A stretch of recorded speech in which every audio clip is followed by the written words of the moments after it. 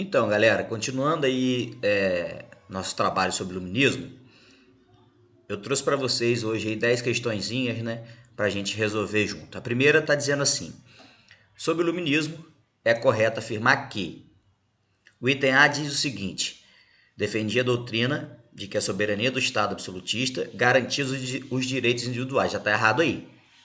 Né? O Estado absolutista, ela não garantia os direitos individuais, ela garantia o direito dos reis. O rei estava acima de tudo, não da população. Então o erro já está aí. B. Propunha a criação de monopólios estatais. Já está errado também. Quem tinha os monopólios estatais era o absolutismo, com as práticas mercantilistas. Então já eliminamos a A e a B.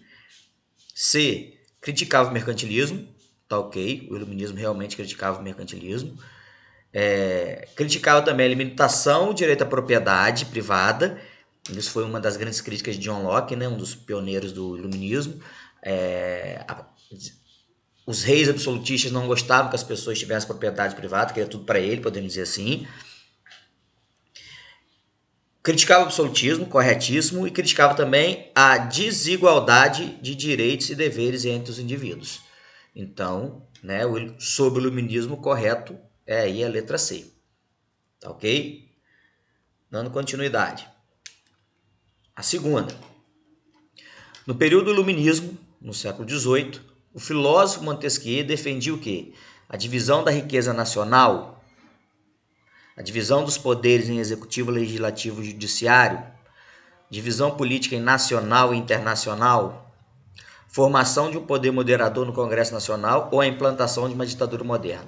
Esse último, completamente errado, né? Montesquieu, como iluminista, ele jamais ia pedir a implantação de uma ditadura. Poder moderador foi a criação de um poder por Dom Pedro I, né? Que ele até adotou o legislativo, executivo e judiciário, mas veio com o moderador para cagar tudo. Na verdade, o que Montesquieu queria era exatamente isso: a divisão dos poderes em três partes: o legislativo para criar leis, o executivo para executar e o judiciário para fiscalizar. Então, resposta certa dessa segunda questão aí, letra B, de Bruno. Terceira, diz assim: o homem nasce livre e por toda parte encontra-se a ferros. O que se crê senhor dos demais, não deixe de ser mais escravo do que eles. A ordem social é um direito sagrado que serve de base a todos os outros. Tal direito, no entanto, não se origina da natureza. Funda-se, portanto, em convenções. Jean-Jacques Rousseau, do Contrato Social. A respeito da citação de Rousseau, é correto afirmar que aproxima-se do pensamento absolutista? Pelo contrário, completamente contrário do pensamento absolutista. Rousseau era um teórico iluminista, crítico ferrenho do absolutismo. B. Filia-se ao pensamento cristão por atribuir a todos os homens uma condição de submissão. Rousseau defendia que os homens fossem submissos, principalmente a igreja? Também não. C. Filia-se ao pensamento abolicionista por denunciar a escravidão praticada na América? Não. Ele não denunciou a escravidão na América, não. Isso aí foi até uma das críticas, né, que o pessoal da Revolução Francesa, da Revolução Americana, independente dos Estados Unidos, sofreram. Adotaram ideias iluministas, mas não, num primeiro momento, não acabaram ali com a escravidão. D. Aproxima-se do pensamento anarquista, que estabelece que o Estado deve ser abolido e a sociedade governada por autogestão. Não. Ele não dizia que... Ele não era anarquista, ele não dizia que o Estado devia ser abolido. Ele dizia que o Estado teria que existir sim, só que o Estado teria que ser controlado, né, pelo povo. Através da democracia, o povo escolheu seu governante. Então só sobrou aí a letra E. Aproximava-se do pensamento iluminista. Rousseau era um teórico iluminista e um dos mais famosos, ok? Então terceira questão aí, letra E. Quarta. Constituída de 35 volumes, contou com o trabalho de 130 colaboradores. Montesquieu contribuiu com um artigo sobre estética. Quesnay e Turgot versaram sobre economia. Rousseau discorreu sobre música. E Voltaire e Hans Holbein sobre filosofia, religião e literatura.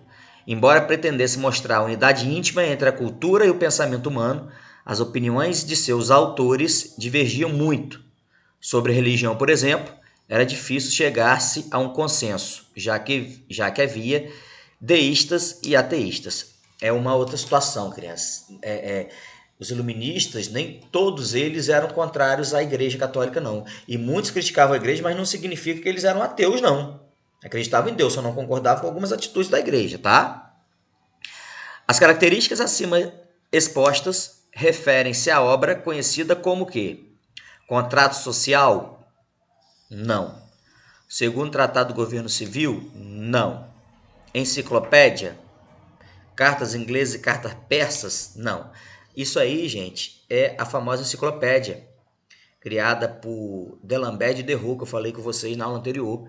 Vocês observarem, ó, contou com o trabalho de 130 colaboradores, né? Lembrem, vários teóricos iluministas espalhados pela Europa. Aqui ele exemplificou alguns, Montesquieu, Turgot, Voltaire, mas eles pegaram mais de 130 filósofos iluministas pela Europa. Então, a quarta questão aí, letra C de Carlos. Quinta. Sobre o chamado despotismo esclarecido, é correto afirmar que foi um fenômeno comum a todas as monarquias europeias? Não. Não foram todos os reis, não foram todos os déspotas que adotaram essa prática, não. Então já está errado aí. Foram os déspotas esclarecidos os responsáveis pela sustentação e difusão das ideias iluministas? De jeito algum. Os responsáveis pela difusão, né, pela propagação das ideias iluministas foram os burgueses, foi a burguesia. Tá? Foi uma tentativa bem intencionada, embora fracassada, das monarquias europeias reformarem estruturalmente seus estados? Não. Primeiro que não foi uma tentativa bem intencionada, né? Eles tiveram uma má intenção nisso aí de se manter no poder. Então já está errado aí. D. Foram os burgueses europeus? Não. Foram os déspotas, não foi a burguesia. Então só sobrou aí, mais uma vez, a letra E. Foi uma tentativa mais ou menos bem sucedida de algumas monarquias reformarem, porém, olha aqui, ó, sem alterá-las as estruturas vigentes. Eles adotaram uma outra medida iluminista ali só para enganar a população, dizendo, olha, agora nós estamos adotando ideias iluministas. Mas na prática eles iam continuar governando de forma absolutista. Tá? Então, quinta questão aí, letra E. Sexta, os produtos e seu consumo constituem a meta declarada do empreendimento tecnológico. Essa meta foi proposta pela primeira vez no início da modernidade como expectativa de que o homem poderia dominar a natureza. No entanto, essa expectativa, convertida em programa anunciado por pensadores como Descartes e Bacon, e impulsionado pelo iluminismo, não surgiu de um prazer de poder, de um mero imperialismo humano, mas da aspiração de libertar o homem, de enriquecer sua vida física e culturalmente. Autores da filosofia moderna, notadamente Descartes e Bacon, e o projeto iluminista, concebem a ciência como uma forma de saber que almeja libertar o homem das intempéries da natureza. Nesse contexto, a investigação científica consiste em A. Expor a essência da verdade e resolver definitivamente, já está o erro aí. Não resolver definitivamente as disputas teóricas, não. Oferecer a última palavra acerca das coisas que existem, não. Oferecer a última palavra também não era a ideia dos iluministas. Ser a expressão da razão, né, o uso da razão, e servir de modelo para outras áreas que almejam progresso.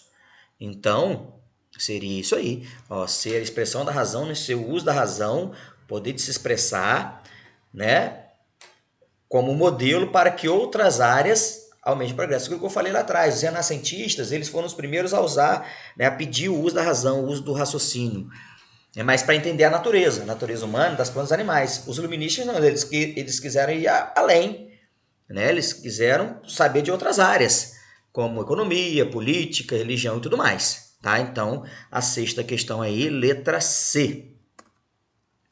Sétima questão. O século XVIII, europeu, foi marcado pela crise do Antigo Regime, ou seja, a crise do absolutismo, e pelo advento do iluminismo, um movimento intelectual e político favorável ao uso da razão como forma de se alcançar a liberdade a felicidade e o bem-estar social. Analise as assertivas abaixo. Item 1. Desculpa. Item 1. Enquanto movimento intelectual, o iluminismo pretendia divulgar o conhecimento até então produzido pela humanidade. Foi por isso que produziu entre 1751 e 1780 uma enciclopédia composta de 35 volumes. Até então está certo. A ideia dos enciclopedistas era travar uma batalha permanente contra a ignorância e a favor da educação popular. Então o item 1 está certinho.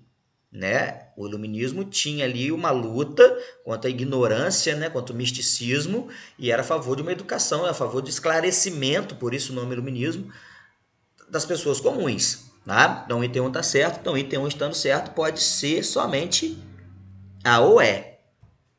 A ou é. Vamos lá. Item 2. A base ideológica do antigo regime, assim chamado por se inspirar na elaboração aristotélica, era a crítica ao poder absolutista. E a defesa, não. A base ideológica do antigo regime era exatamente o absolutismo. Não era crítica ao absolutismo. Não é que o antigo regime se mistura ali totalmente ao absolutismo. Então o item 2 está errado. E aí, galera, o item 2 estando errado, por eliminação, a gente já sabe que a resposta certa é a letra E. Foi.